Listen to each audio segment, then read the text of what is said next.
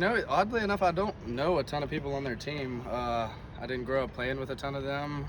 So to answer your question, really, no. Not going to have bragging rights over anybody. I guess just bragging rights for the school and bragging rights for going to Omaha. I know about a month ago y'all had, or a little bit when players meeting with Tim and some of the older guys leading it. Just what does it mean having this kind of older team, older roster that's got this postseason experience, but also just kind of helps y'all not worry about what April was and what y'all been able to do from like May to this weekend? Right.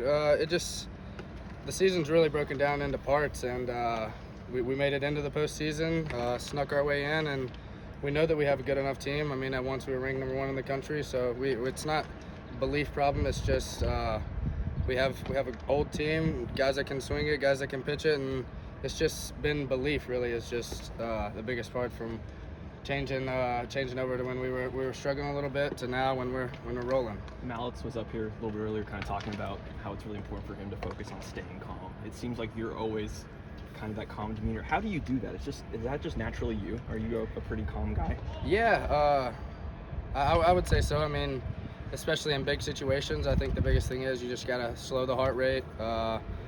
Realize that, I mean, hitting's hard. Pitching's much easier than hitting, and that those guys have to. I mean, they can square it up and easily become an out or a double play, anything like that. So you just gotta, in big situations and big spots, slow the heart rate and realize that hitting's hard. Is it harder to watch? I mean, when Mason's in there trying to keep the score where it's at, what's kind of going through your head and body at that point? I mean, like I said, we've just got a ton of belief in each other. So you think Mason's going to get the job done. You believe in him. You know that he's a great pitcher. He's come a long way, and that, I mean, it's just a ton of belief from this team now. Mason and Alice were both telling us about learning new pitches this year. Did you have to do that, or are you kind of doing the same stuff you did in high school? Yeah, I've developed the slider a little bit. Still developing it, honestly, day by day. Every bullpen, every game, trying to make it better.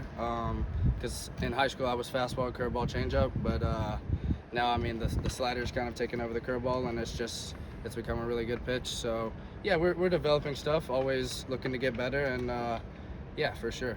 I think you were asked this after the game Sunday, but having that experience of pitching a Bone Walker and Alex Boxing out down in Miami, coming into this weekend, does it not really stress you, or does that stuff ever really get to you in the first place, pitching kind of those environments like that?